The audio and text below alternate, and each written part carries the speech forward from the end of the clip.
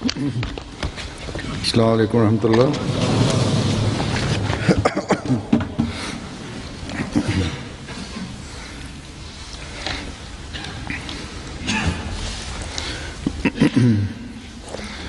اشہد ان لا الہ الا اللہ وحدہ لا شریک لہ واشہد ان محمدا عبدہ ورسولہ. اما بعد فاعوذ باللہ من الشیطان الرجیم. بسم اللہ الرحمن الرحیم. الحمد للہ رب العالمین الرحمن الرحیم مالک یوم الدین. ایاک نعبد وإیاک نستعین. اهدنا الصراط المستقیم صراط الذین أنعمت علیہم غیر المغضوب علیہم ولا الضالین.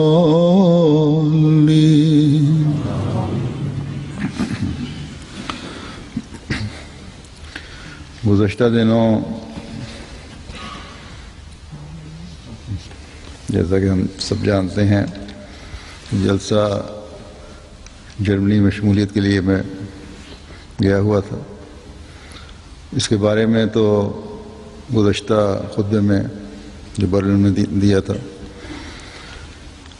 بیان کر چکا ہوں کہ کس طرح اللہ تعالیٰ کے فضلوں کو جلسے میں دیکھا، محسوس کیا، اور اس کے علاوہ بھی جو جرمنی کی جماعت نے پروگرام بنائے ہوئے تھے ان میں بھی وہ فضل نظر آئے. اللہ تعالیٰ کے فضلوں کے نئے نئے پہلو نظر آئے. جماعت کے تعارف کے نئے راستے کھلے. جرمنی جماعت اب ان کو چاہیے کہ ان سے زیادہ فائدہ اٹھانے کی کوشش کریں. جرمنی کے علاوہ سفر میں جاتے اور آتے وقت یورپ کے 2 اور ممالک میں بھی مختصر قیام تھا. جاتے ہوئے بیلجیم پہ اور واپسی پر ہالینڈ میں. وہ یہاں مختصر قیام تھا لیکن اللہ تعالیٰ کے فضلوں کے نظارے یہاں بھی نظر آ رہے ہیں. بیلجیم میں 1 رات قیام تھا.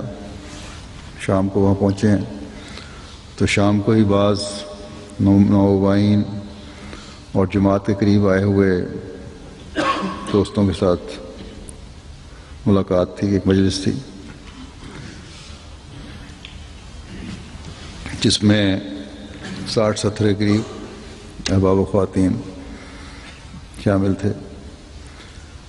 انہیں بھی کچھ کہنے کا موقع ملا. اس مجلس کے دوران میں بعض قریب آئے ہوئے جو تھے ان کو اللہ تعالیٰ نے ان کے دل کھولے اور انہیں شرح صدر عطا فرمایا اور ان کو اللہ تعالیٰ نے بیعت کی توفیق عطا فرمائی. میں اس مجلس میں ان کو بتا رہا تھا کہ حضرت مسیح موعود علیہ الصلوۃ والسلام جو آخرین میں مبعوث ہوئے تو اس کام کو آگے بڑھانے کے لیے مبعوث ہوئے جو آپ کے آقا حضرت محمد مصطفیٰ صلی اللہ علیہ وسلم کا تھا. اور ایک بہت بڑا انقلاب جو آن حضرت صلی اللہ علیہ وسلم نے پیدا فرمایا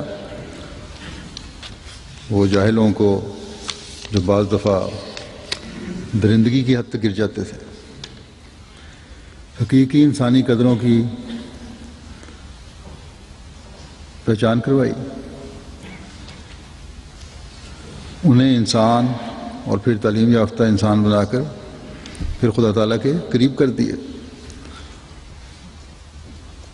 اور یوں وہ باخدا انسان بن گئے اور اپنے مقصد پیدائش کو نہ صرف پہچاننے لگ گئے بلکہ اس کے حصول کے لیے حقیقی کوششیں شروع کر دیں اور معیار حاصل کیا۔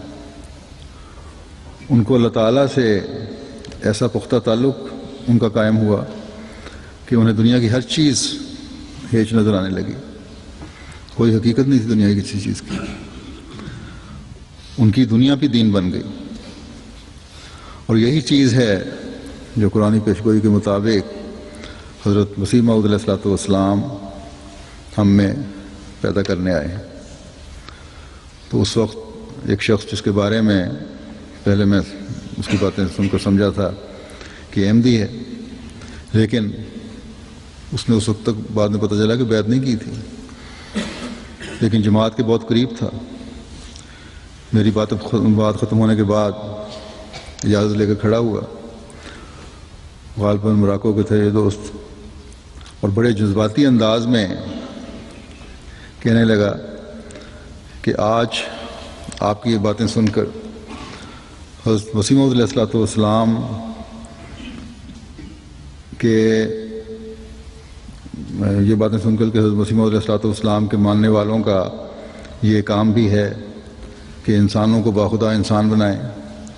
میں عہد کرتا ہوں کہ اپنی بھی اصلاح کروں گا اور انشاءاللہ تعالی مسیح موعود کو مددگار بن کر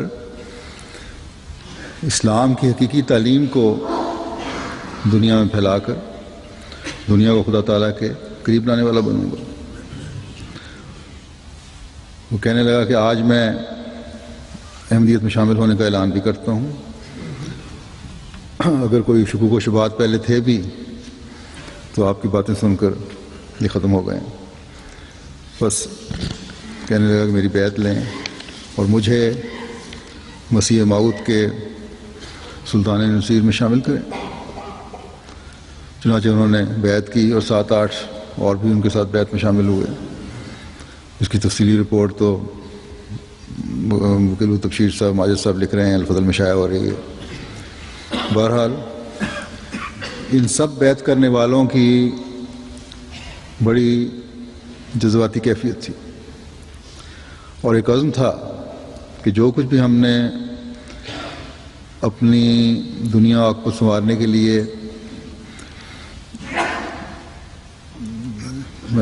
جس کی ضرورت ہے وہ ہم کریں گے، اور جو ہم نے حاصل کیا ہے اسے آگے بھی پہنچائیں گے۔ وہاں جو بیعتیں ہو رہی ہیں ان میں جو نئے آنے والے ہیں ان میں تبلیغ کا بھی بڑا شوق ہے،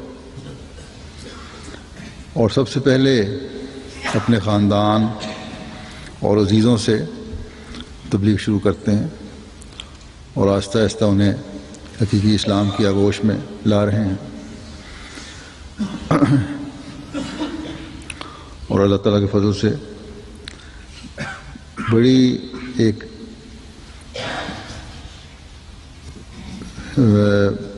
ان میں ایک جذبہ اور جوش پیدا ہوا اس کے لیے۔ یہاں یہ بھی ذکر کر دوں کہ گزشتہ جمعہ سے 3 دن کے لیے بیلجیم کا بھی جلسہ سالانہ ہوا تھا، جس کا میں ذکر نہیں کر سکا تھا گزشتہ جمعے میں۔ اللہ تعالیٰ کے فضل سے جماعت احمدیہ بیلجیم بھی اب بیعتوں اور رابطوں اور احمدیت کا پیغام پہنچانے میں بڑی تیزی سے آگے بڑھ رہی ہے۔ اصل میں تو اللہ تعالیٰ ہی راستے کھول رہا ہے۔ دنیا میں ایک ہوا چلی ہوئی ہے، ہر جگہ کی جماعت جو ہے اس کی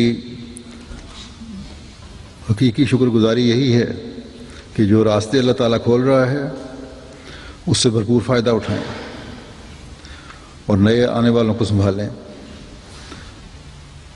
اور اپنی اصلاح کی طرف بھی توجہ دیں۔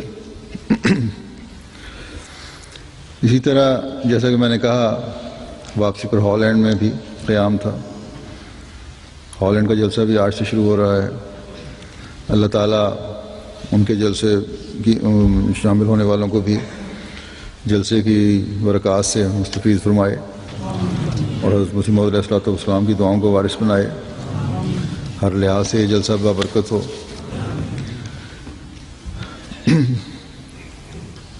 اور پھر یہ لوگ بھی پہلے سے بڑھ کر تبلیغی اور تربیتی میدان میں بہت زیادہ ترقی کرنے والے بنے۔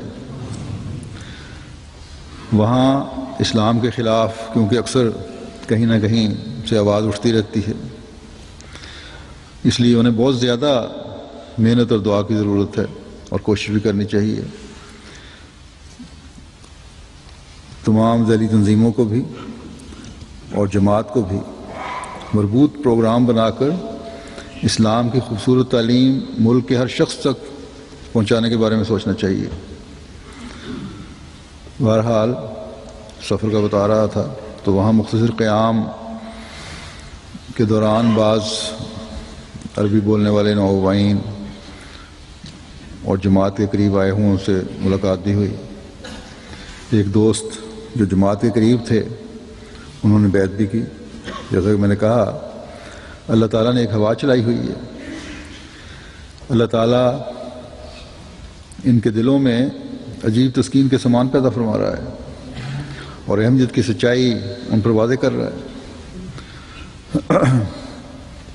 ہمارا بھی فرض ہے کہ ان فضلوں سے حصہ لینے کے لیے اپنی طرف سے بھی مکمل کوشش کریں کہ لوگ جتنی جلد ہو سکے زیادہ سے زیادہ حقیقی اسلام کے قریب آئیں۔ یہ نئے لوگ جو آ رہے ہیں ان کی جذباتی کیفیت الفاظ میں بیان کرنا مشکل ہے۔ بہرحال ان دو ملکوں کا بھی میں نے مختصر ذکر کر دیا ہے۔ اللہ تعالیٰ کے فضل سے اور ہر طرف ایسی ہوا چلی ہوئی ہے اور اس کے فضل کے دروازے اس طرح کھل رہے ہیں کہ مختصر قیام میں بھی اللہ تعالیٰ کے فضل